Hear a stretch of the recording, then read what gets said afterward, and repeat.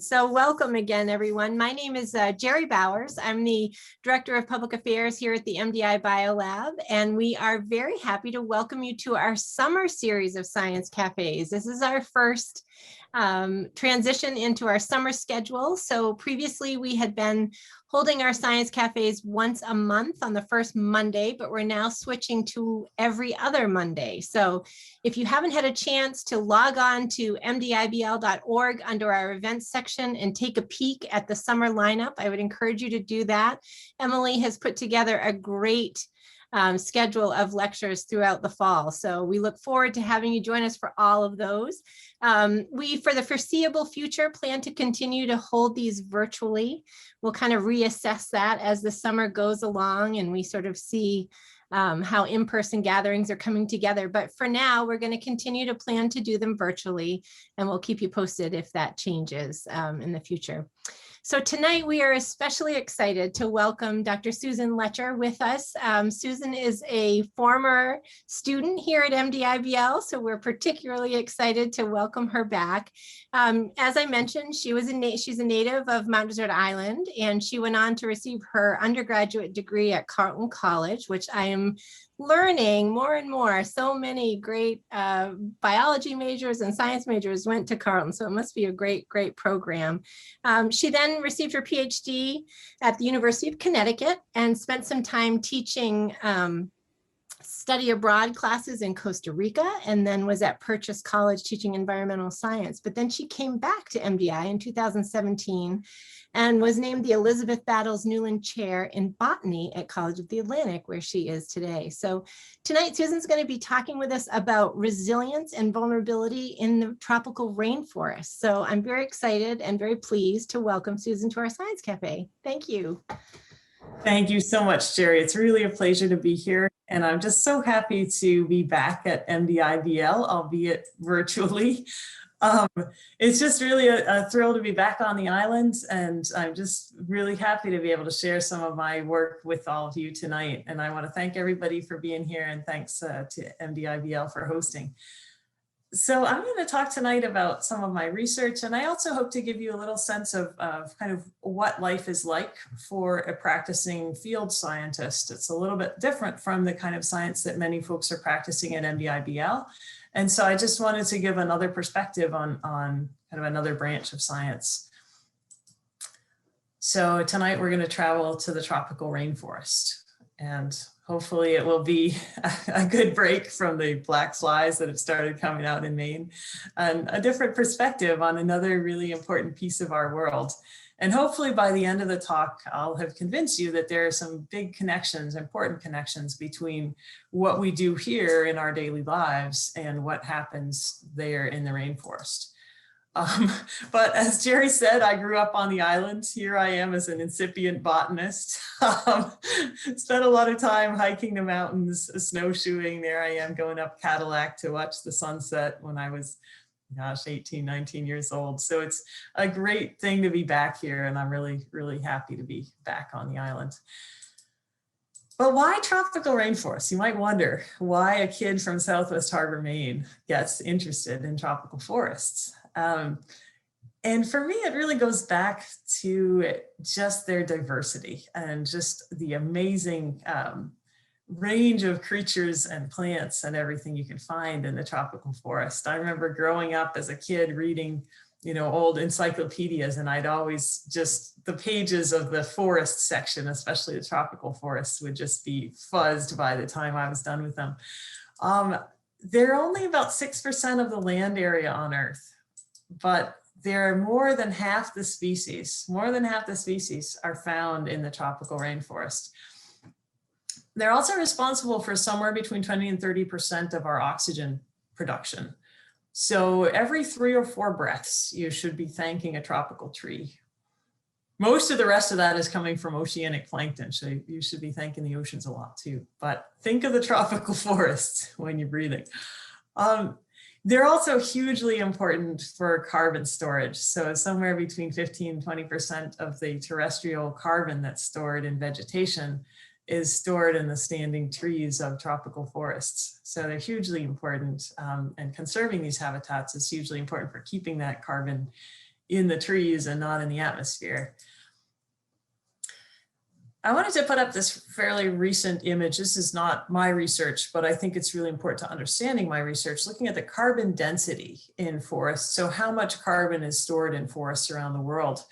And here we are in the eastern seaboard of the US. And here are the tropical forests of the world, this dark, dark green. The carbon density in these forests is somewhere between 5 to 10 times what we've got around here. So conserving these forests is really important for keeping the carbon cycle stable for the future. And when we think about tropical forests, oftentimes we think about something like this. So this is an image I took many years ago in Suriname, looking off the top of a mountain, one of those table mountains, down into this forest primeval. And often when we think about tropical rainforests, we have that image in mind. But most tropical forests look more like this. So you can see some areas of pasture here. You can see some areas where trees are growing back in the middle of old pastures and places that have been cut and burned. Most tropical forests look more like this in the slide that I showed before. Every 5 years, the Food and Agriculture Organization releases a report on the state of the world's forests.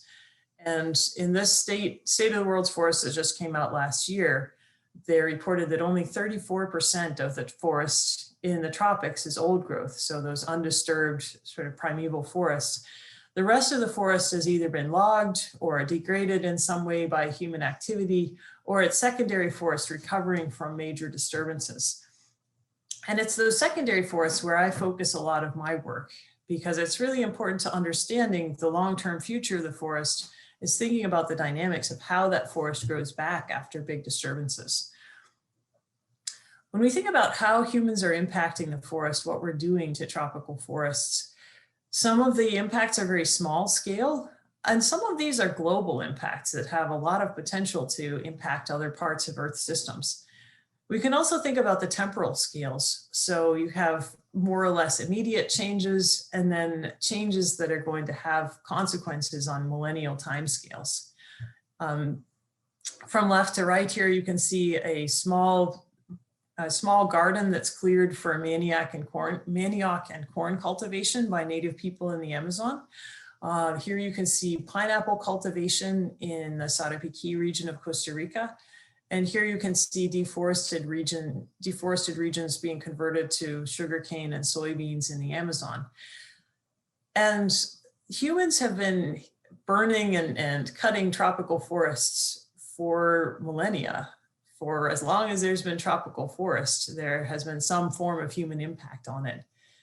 The difference now is the scale of human impact. Instead of clearing a small, 2 hectares to grow corn and manioc, now we're clearing areas the size of Connecticut to grow soybean and sugarcane and pineapple. And it's the scale and the time scale of this clearing is much different than the small scale disturbances that have been happening in forests for as long as there have been tropical forests. Some of the big impacts, so resource extraction, of course, cutting the big timber, defaunation, killing off the larger animals for bushmeat or because they interfere with livestock, deforestation, of course, this large scale conversion to sugarcane, soybeans, and also the impacts of climate change. So I'm going to be talking at the end tonight, at the end of my talk tonight, I'll be talking a little about climate change impacts on tropical forests and how thinking about how resilient forests are to these different kinds of disturbances. So this has been a big question that's been on my mind ever since I first learned about tropical forests, kind of how resilient are they? And for years, we thought of tropical forests as not very resilient at all. So this was a classic paper that came out in the early 70s. Tropical rainforest, a non-renewable resource. And what Arturo Gomez-Pompa and his co-authors were arguing is basically once you cut the tropical forest, it's gone. But tropical forests are a little bit contrary, and they do grow back, and they are growing back. And what we're trying to understand is, how fast does that happen? How well do the forests that come back, how do they match up to the forests that were there before? So this is really two areas of research that have been a focus of mine since I started my graduate work in 2003, and that continue to be a strong focus. So looking at how forests respond to clearing for agriculture and how forests are responding to climate change. And a lot of my work has been done in Costa Rica. And if, like me, you're a product of the American school system, a brief geographic refresher here. Costa Rica is down in the Central American Isthmus. And most of my work is in the Sarapiquí River Valley, which is in the northeastern part of the country. Costa Rica is this amazing living laboratory for studying how humans affect forests and how forests can come back from that. So here's a series of images showing forest cover in Costa Rica over the last 70 years or so. In 1940, these forests, 80 years, I guess, 1940, Costa Rica was largely forested with some clearing on the west coast and a little bit of clearing down on the Atlantic, the Caribbean coast. In the 60s, their large-scale forest clearing began. And in the 70s and 80s, Costa Rica had one of the highest deforestation rates on the planet. So large tracts of forest were completely gone. But thanks to changes in forest policy and conservation policy, in the 80s and 90s, Costa Rica actually started having a net gain of forests. So forests began growing back. And you can see that change in the last two panels in this graphic. So from 1997 to 2005, you have areas along the Atlantic coast that are coming back, areas down in the southern part of the country that are coming back. And since then, that process has continued. You have a net gain of forest every year in Costa Rica since about 1985. You have started having a net gain of forest, and it's continued. So it's this great place to study how forests reassemble after major disturbances. And I wanted to just give some definitions here. So old growth forest is forest with no evidence of human disturbance in the past 500 years. So basically in the colonial era, there's no evidence of large scale human disturbance and clearing. Second growth is the term we use for forests that's regenerating after a major disturbance. So these green patches are indicating where there's old growth forests here, and then you can start to see second growth forest coming in these in parts of this landscape down here, and then up around the Atlantic coast. You can start to see secondary forest making some gains. So I'm going to go zoom in on this pink rectangle here. This is the landscape that I have been studying for most of my career. And here's a satellite image. This down in the bottom left corner, this is the Central Valley of Costa Rica, the major urban area in the country. And right outside that major urban area of San Jose, Alajuela, Heredia, there's this amazing national park. So, 20 miles from downtown San Jose, there are jaguars, there are species we have not discovered yet. There are quetzals flying through the trees. And there's also a forest corridor that connects this whole wild mountain range all the way down to the lowlands. And there is La Selva Biological Station, where I did my doctoral work. All of the things that are in green are protected areas. And then those parts of the forest outlined in orange are areas that are forested, but not under any protection. So zooming in again, here is the landscape around La Selva Biological Station. And this is a patchwork of aerial photos from 1976. And then here's a satellite image from 20 years later. You can orient yourself between these two images by this river confluence. So here and here is the confluence of those two rivers that define the edges of this protected area. And you can see in 1976, this whole area below that river confluence was pasture. By 1996, that was entirely forested. You can also see some loss of forest in this landscape. So up here, above and to the right of that river confluence, you can see a fairly large kind of rectangular patch of forest.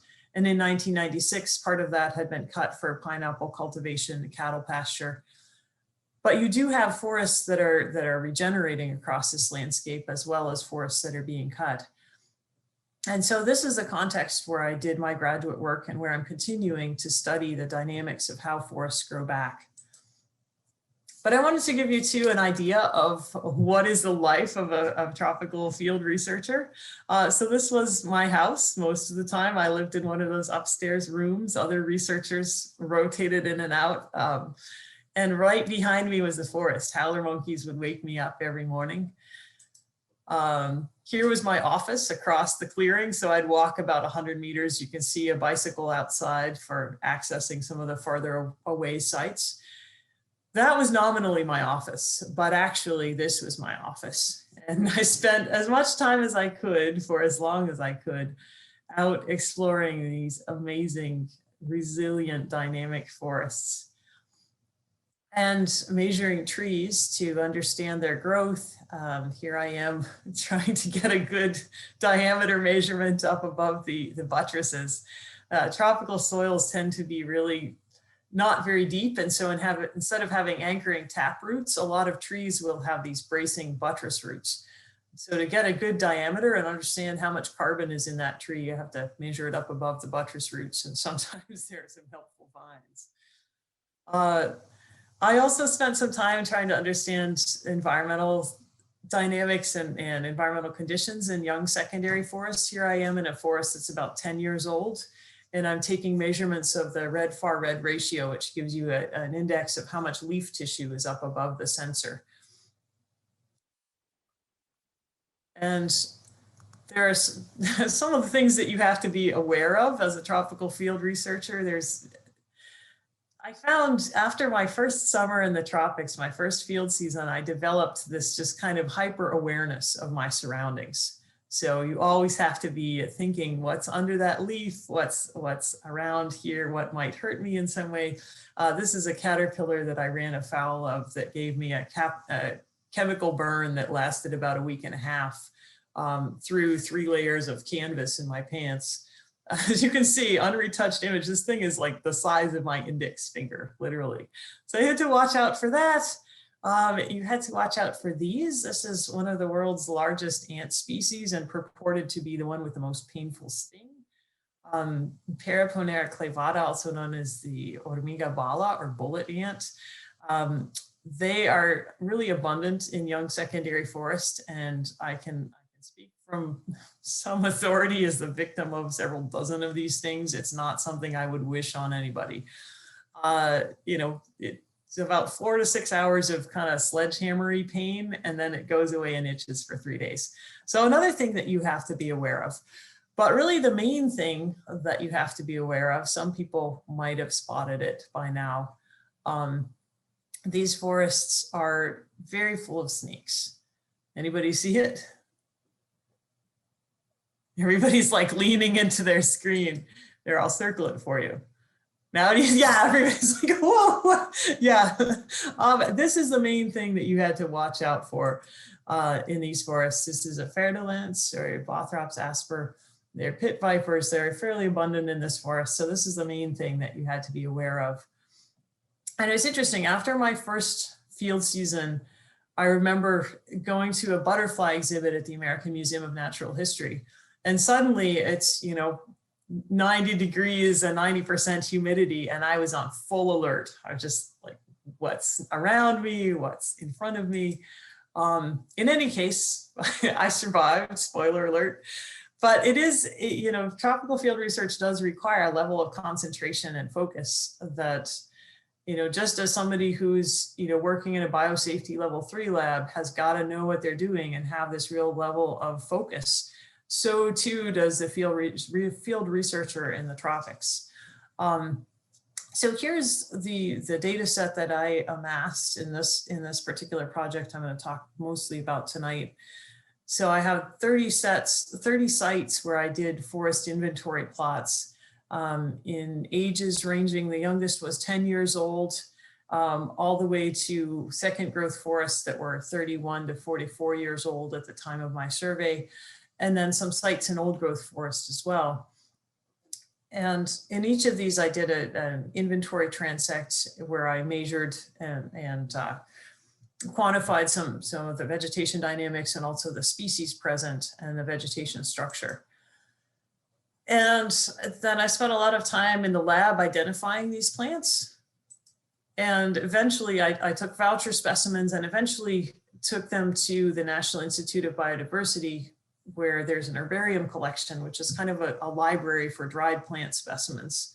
And I spent about 2 weeks, just 60 hours a week in the herbarium, tracking down, identifying my specimens, making sure that I could match each of those species that I'd collected in the field to an identified species from the scientific literature. Costa Rica is one of the few places in the tropics where you could actually do this kind of floristic work, because there's been so much science there and so much description of these species. But I still had about 5% of my data set that I could match it with other specimens, but none of them were identified as species yet, or described as species. And then I spent some time crunching data. It was made easier by the fact that I could watch the wildlife through the window as I did it. These are collared peccaries, which love to forage for fruit in the lab clearing. And here's what I found. So the above ground biomass in these forests recovers in a very short time, in as little as 20 to 30 years. So in all these graphs, in the next few graphs I'm going to show, we're looking at forest age on the x-axis here. And here is above ground biomass. And each of these is the average of between 5 and 7 sites. And so the height of the bar shows the magnitude of it, and different letters show which ones are significantly different statistically from one another. So here's the amount of biomass we find in old growth forest. And in as little as 20 to 30 years, we're finding an equivalent amount in those secondary forests. And this was really encouraging to me. Another encouraging thing is that even though I was working with pretty small plots, the value that I found was very similar to values that other researchers had found for larger plots in the region. So I found about 165 metric tons per hectare, 163, excuse me. And that was within the range of what other researchers had found. The other thing here, so I'm going to flip back for a minute to this slide. These older secondary forests, 31 to 44 years, actually had significantly higher biomass than the old growth forest. And this is a real phenomenon. So older secondary forests, they've got a lot of big trees. So on the left is a photo that I took in some 32-year-old forest. And you can see a fair number of very large stems close together. And then there's a thinning process that goes on as that forest ages. And in the Costa region where I did my work, there just weren't that many forests old enough to have that thinning process occurring. So there are a lot of big trees in older secondary forests, but the really, really big trees are in the old growth forest. So here's my field crew from 2014. And here you can see extending across this entire photograph is the root mass of a large Dipteryx panamensis. So big trees like that tree could easily be 400 to 1,000 years old. And you don't get that in secondary forest for a long, long time. I also found a really rapid recovery of species richness. So the number of species present in the forest, it took a little bit longer than biomass. But here again, we're looking at forest age on the x-axis and looking at how many species are coming back as a function of that. And here, by the time those forests are between 30 and 40 years old, they are getting an equivalent level of species richness as the old growth forest. So this was really encouraging. I also performed what's called an ordination, which is a technique to understand how the composition of these species of these forests is changing. And to understand this plot, points that are close to one another in this plot are very similar to one another in composition. And I've color coded the points in this plot by the age of the forest. So these pale colors are corresponding to the younger forests, grading through to these darker triangles, which are showing the old growth forest. And this plot to me was really encouraging because I can see these young sites cluster together, slightly older sites grouped together, slightly older. But if you look at this overall, there's this directional change as you go from very young sites to older forests to the old growth. There's a directional change that suggests that the composition of species in these forests are actually converging with what's there in the old growth. And that was really, really encouraging to see. We can get into the significance later if folks are interested. So looking overall at the forest resilience in this region, we find really rapid recovery. When cattle pastures are abandoned, in as little as 20 or 30 years, you can find forest that is, in terms of biomass at least, equivalent to what was there. In terms of species richness, it takes a little bit longer, but still very quick. And the species composition is similar to what was there before the forests were cut. The other really salient point is that these forests are taking in a large amount of carbon as they grow back. Forests around here grow relatively slowly because they're only growing 6 months out of the year. But in the tropics, you've got forests growing 12 months out of the year. And particularly in the wet tropics, you have constant water availability, constant sunshine. Forests can grow remarkably fast. So part of what I'm involved in now is an effort to try to understand patterns of forest resilience across the tropics. And there's a large-scale network of forest ecologists, originally centered at University of Connecticut. Robin Chasden, who is my graduate advisor, is involved in this work. And now there's a hub for research at Wageningen University in the Netherlands. And it's a group of ecologists and social scientists studying these secondary forests in the tropics and trying to understand how forests come back, what kinds of social movements support the growth of forests, what kinds of social movements and political movements are making that harder. So in 2015, I was involved in this large-scale study across the tropics trying to model the amount of biomass that grows back. So this is above ground biomass after 20 years of succession in the tropics. And we mapped the potential, we calculated the potential recovery of these forests. And you can see for drier forests in Eastern Brazil, there's lower potential for recovery. But in these wetter forests across most of the Amazon, across Central America, in wetter forests, there's enormous potential for recovery. Some of these forests have, 180 metric tons of biomass after 20 years. So put that in perspective, the forests around here, an old growth forest in the Northeast, would have about 140 metric tons of biomass per hectare. So in as little as 20 years, forests in the tropics are reaching these levels of biomass that forests around here take hundreds of years to reach. So it's very encouraging. And this was another paper I was involved in a few years ago, looking at the potential for carbon sequestration in the neotropics across these 40 years. And the units here are petagrams of carbon. So to put that in perspective, this value over here, this circle is representing 8.48 petagrams. That represents all of the carbon emissions from Latin America from 1993 to 2014. So it's a large amount of carbon. What this figure is showing is potential changes in the carbon stocks in the tropics, depending on what the fate is of areas that are now pasture versus areas that are now forest.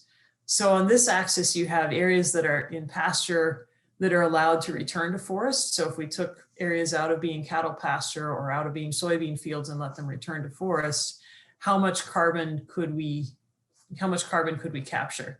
And here is the secondary forest allowed to persist. So if we just continue as is, if we allow the existing secondary forest to continue to exist and don't convert any more pasture to forest, already we have a carbon savings over the next 40 years that's equivalent to those emissions from 1993 to 2014. If we allow more area of pasture to return to forest, we could have even greater sequestration of carbon. So these forests have an enormous potential to take carbon out of the atmosphere. I want to switch gears a little bit and talk about climate change. And this is where I think understanding the fate of tropical forests is really intertwined with the fate of all of us. So I've really liked this cartoon kind of explaining climate change and what's going on. So Randall Munroe draws xkcd.com, it's a great nerd comic. And I encourage you to take a look at some of the other ones, but this one really spoke to me. So he notes that without prompt aggressive limits on CO2 emissions, the Earth will likely warm by an average of 4 to 5 degrees degrees centigrade by the century's end. So he's looking at how big a change is that. So in the coldest part of the last ice age, the average temperature of the Earth was about 4.5 degrees centigrade below this 20th century norm.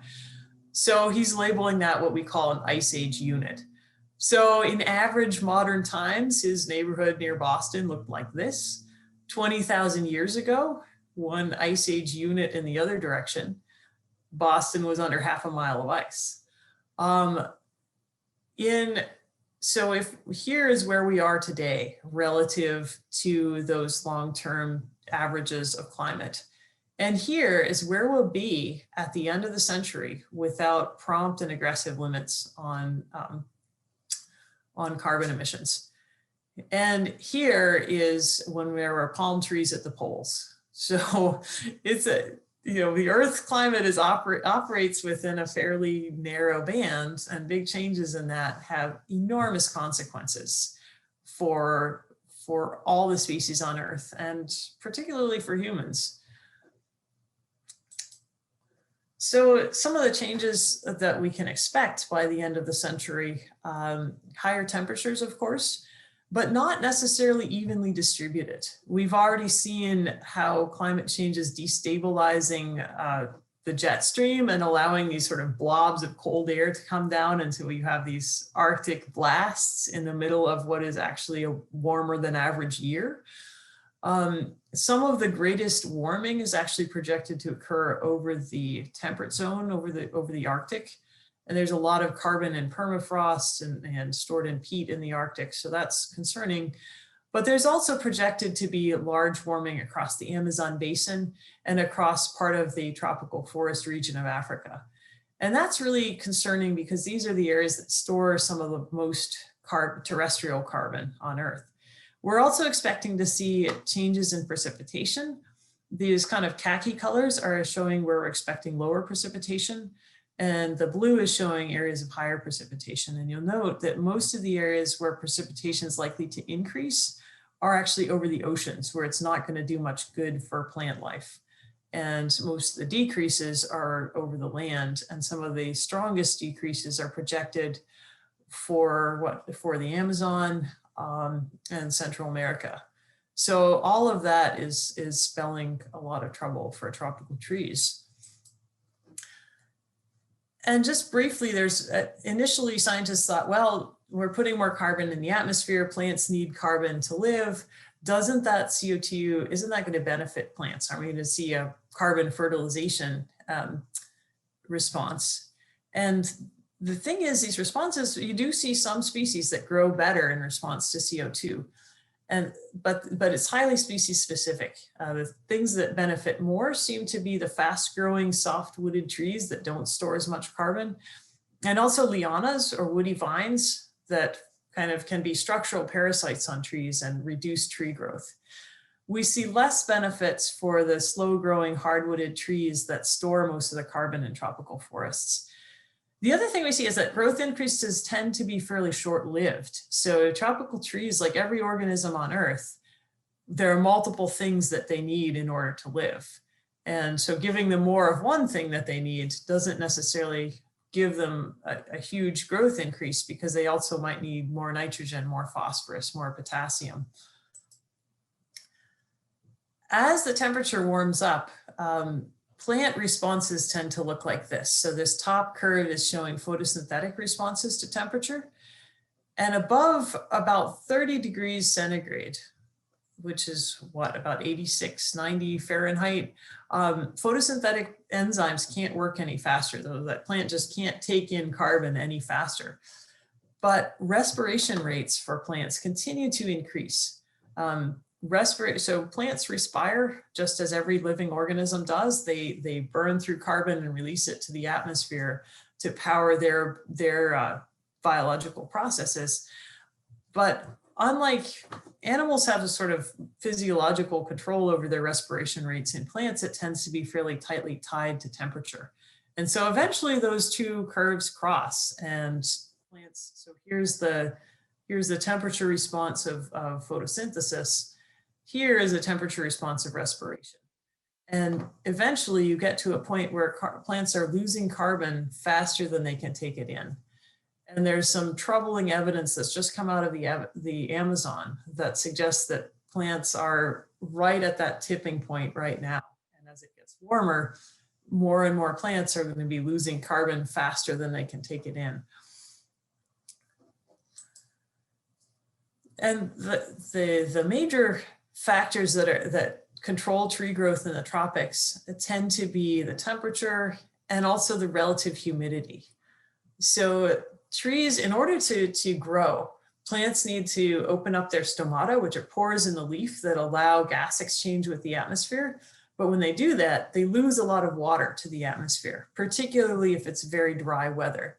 And so a plant's ability to take in carbon is constrained by its ability to safely open up those little pores in the leaves, the stomata, that allow it to take in that carbon. And so here's a paper that I was involved in from 2013, looking at wood production as a function of temperature, and also as a function of the daytime fraction of time when the vapor pressure deficit is over 1 kilopascal. And what that means is times when there's a strong moisture difference between the inside of the leaf and the outside of the leaf. So vapor pressure deficit just measured what is the relative humidity outside the leaf versus inside. And when there's a strong difference, if a plant opens up its stomata under those conditions, it will lose moisture faster than it can take in carbon. So those really dry days are constraining plants' ability to take in carbon. In 2013, we finally detected this CO2 fertilization effect. So plants are, having higher levels of CO2 in the atmosphere it is contributing a little bit to faster plant growth, but it's really negligible compared to those, the effects of temperature and that vapor pressure deficit, the dryness outside the leaf. So the black dots here are showing observations of wood production in those years. And these two models are showing, this is the red dot is showing the model that just includes those meteorological factors, so temperature and the vapor pressure deficit. And then this green model, which is a better fit, is also including that CO2 effect, but it's a negligible impact. And here's another paper. I wasn't directly involved in this one, but this was a paper coming out from 3 different sites. So in Bolivia and Cameroon and Thailand, looking at the effects of carbon fertilization and water use efficiency, which is how well plants can fix carbon relative to the amount of water that they have. And what they found is, yes, they can take in more carbon, but that doesn't necessarily translate to better growth. So here is standardized tree growth plotted against year for each of these time series. And you can see in none of these does that line suggest that there's been any increase in tree growth, even though trees even though there's more carbon in the atmosphere for them to take in, they're not translating that into more wood. So to put this all together, forests are extremely resilient to changes in land use. When you cut and clear the trees like this, as long as there's a seed source, as long as there's still some dispersers in the region, you could have a forest there again in 20 years. But what we're still struggling to understand is, what will that forest look like in 100 years, 200 years as the climate changes? Some of the changes that we see suggest that fast growing trees and lianas or woody vines might be favored over the slower growing trees, which could contribute to a positive feedback where you get more and more slow growing trees and lianas, less carbon captured by those forests, more carbon going into the atmosphere, which warms the planet further. And that is a scary scenario.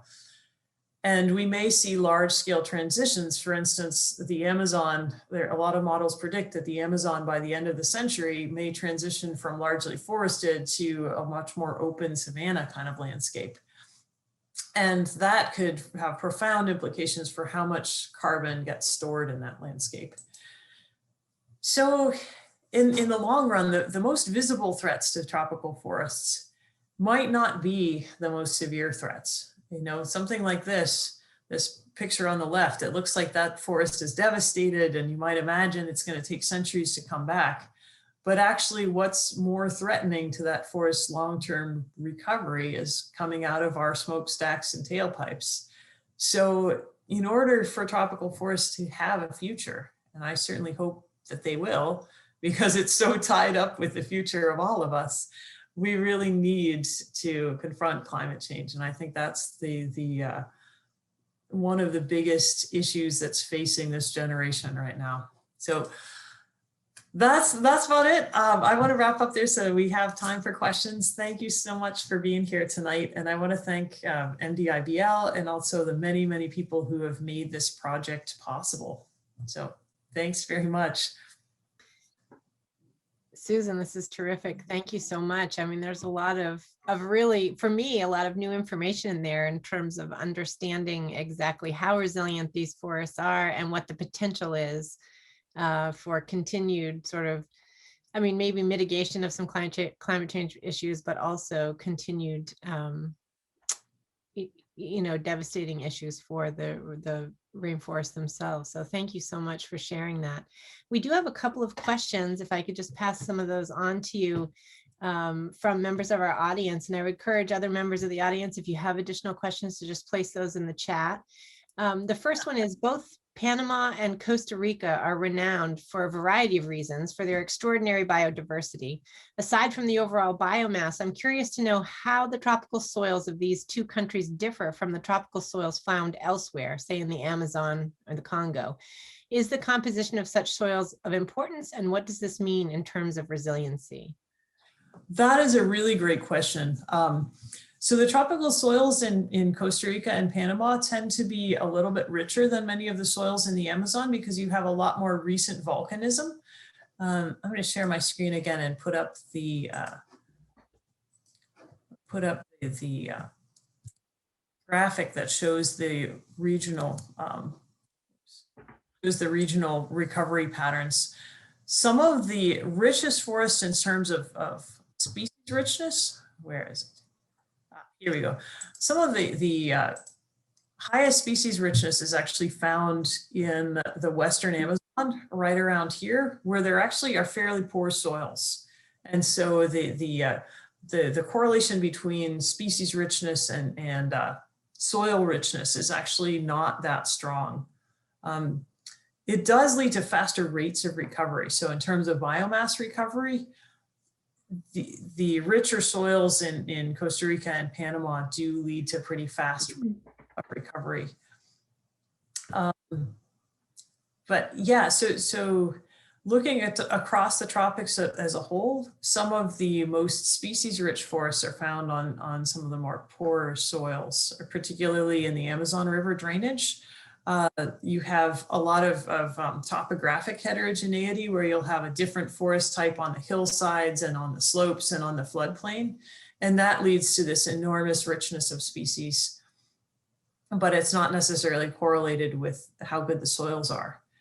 And Yeah, it's a really interesting question because a lot of early European explorers, when they first saw the rainforest, they assumed this amazing big forest, there must be great soils there, let's cut it down and grow corn. And what happens is you can cut it down and grow corn for about 3 or 4 years, and then you start getting lower and lower crop yields because so much of the nutrient matter is held in the biomass. And so if that forest isn't allowed to regenerate, soils get really depleted. And that was one of the factors that led Arturo Gomez-Pompa and his co-authors in the 70s to say tropical forests are non-renewable. There are some areas where the soils are so poor that once you cut the vegetation, it really kind of destroys the last nutrients that are there and it doesn't grow back. But in a lot of places, as long as there's a little bit of regeneration, forests can kind of jumpstart that process, and you get the fast growing trees dropping their leaves, nutrients fertilize the soil, things really start coming back. So I hope that answered the question, and I have time for some more, definitely. Yeah, so the next question is, what is the effect when a plant can take in carbon faster than it can respire? Yeah, so if a plant can take in carbon faster than it's respiring, then it can put on biomass, it can grow. If it's losing carbon to the atmosphere faster than so if it's respiring faster than it can photosynthesize, then it's dying. It cannot maintain its tissues, it cannot grow. But if it can take in carbon faster than it's respiring, that's when it can actually start to grow and put on biomass. Interesting.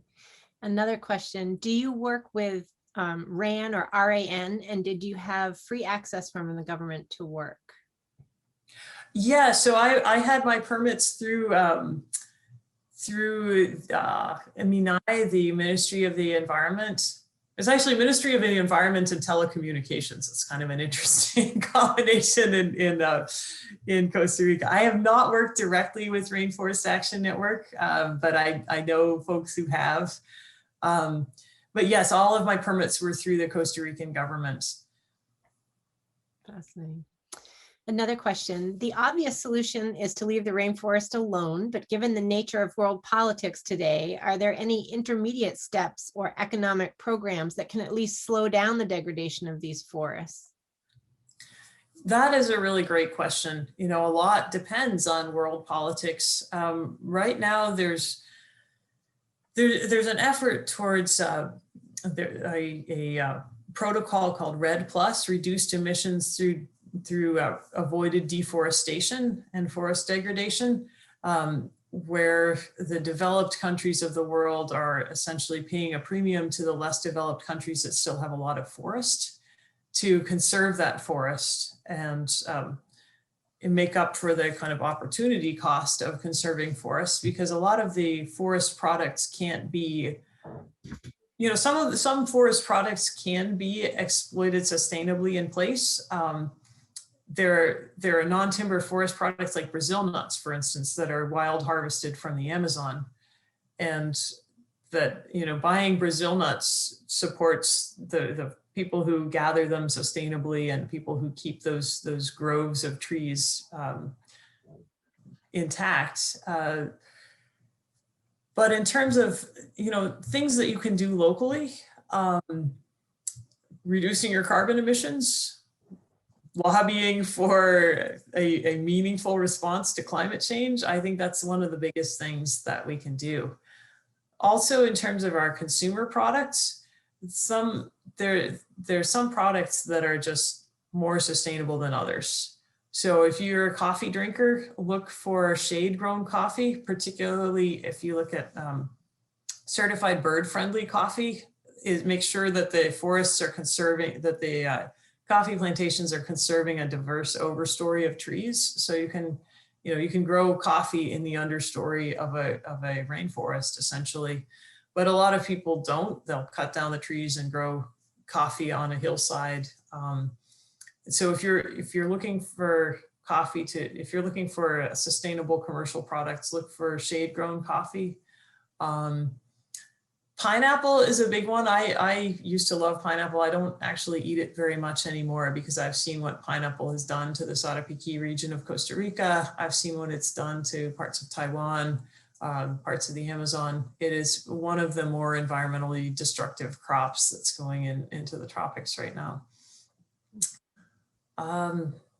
What else? In terms of actions, just being aware of what's going on with the rainforest, supporting strong action on climate change, supporting REDD+ and other initiatives for maintaining forest integrity as part of that.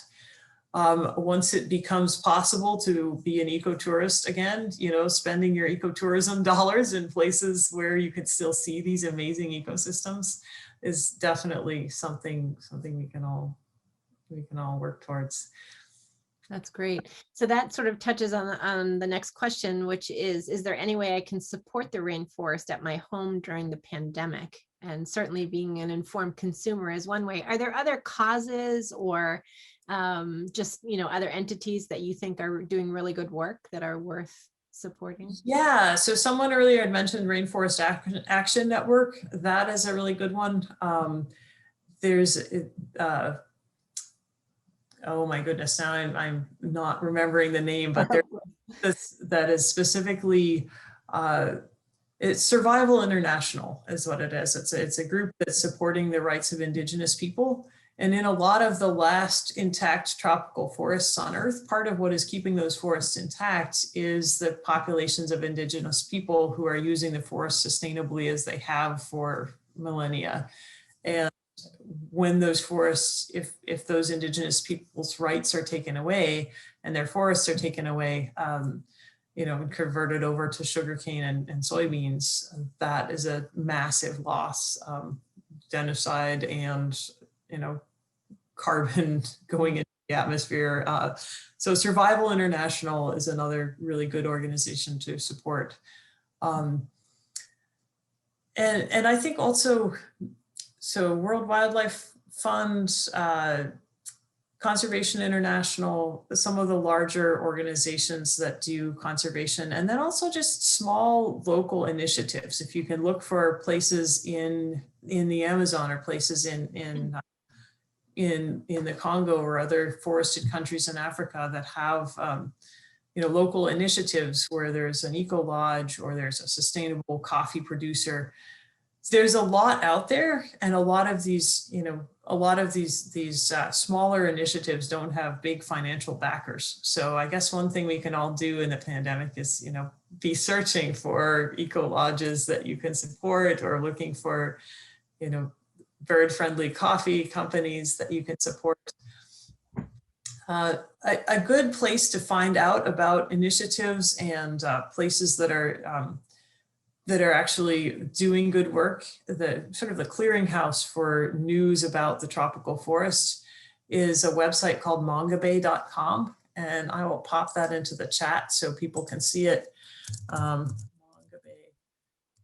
If you're interested in finding out about issues that are confronting the tropical forest and ways that you can help, that's a really great place to start. That's great. Thank you. Another question, the farmers who were cutting and burning forests to grow more crops, how are they farming differently now to not cut down more forests, or is that happening? It's an interesting question, because I think slash and burn agriculture has a really bad name, but if it's practiced at low intensity across the landscape, it can be sustainable in the very long run. If people are clearing, a clearing of a couple acres in size and using that to plant corn and manioc and peanuts for a couple seasons, and then allowing that to grow in and then shifting to another site, and then, coming back 50, 60 years later to that original site, that can actually maintain diversity in the forest, in some cases increase diversity in the forest over millennia. What tends to happen as human population goes up and as political pressures are kind of forcing more people into forested lands, instead of having that shifting cultivation with what's called a long fallow cycle, so a long time when that land is allowed to grow back, instead of having that long fallow cycle, you start getting the shorter and shorter cycle where people will cut the forest every 3 years, every 4 years. And that's just not enough for the forest to really recover and to maintain the diversity and soil fertility. And I should make a distinction as well between small farmers who are cutting and burning to, grow a set of crops versus the large scale cultivation that's going on. So in the Amazon, this is generally large landowners who will be, cultivating an area of soybeans the size of Connecticut. There are some just enormous landholders in the Amazon, and a lot of times those are multinational agricultural companies, or they're large state-owned companies that are coming in and clearing. There's a massive amount of land, so the scale of it really matters, and the time scale of the disturbance and the spatial scale of the disturbance really matters. Interesting. That's great. One final question here. What accounts for the lower recovery potential that you mentioned in the drier regions, the drier forests in the eastern part of Brazil? So that a lot has to do with rainfall availability. So I mentioned the analogy to the forests around here. So if you think about forests growing back in Maine, the rate at which trees grow here is kind of constrained by winter. The rate at which trees grow in Western Brazil, in Eastern Brazil, and that area with lower regeneration potential, that has a lot to do with moisture limiting tree growth. So you have, a 4-month or a 3-month wet season in which a lot of the tree growth happens, and then the rest of the year, the trees are pretty much shut down because it's so dry. So that's what makes the difference there. Fantastic. Susan, thank you again for sharing so much, just great presentation, great information with us. And for those that are asking, I think we just mentioned in the chat that this will be recorded. So we hope you'll feel free to share with anyone who is unable to join us this evening. Just a couple of notes about our next Science Cafe. So the next date, as I mentioned at the outset, will be Monday, May 24th. And we'll be talking about a slightly different kind of regeneration. We're going to be looking at the novel role of wild blueberry extracts on wound healing and tissue regeneration. So we'll have a scientist from the University of Maine who's going to join us. But I hope you'll all join me in thanking Dr. Letcher again for being with us this evening and sharing this great research. And thank you so much. Thank you all for joining us. Thank you, everyone. And thank you so much, Sherry. It's been a pleasure.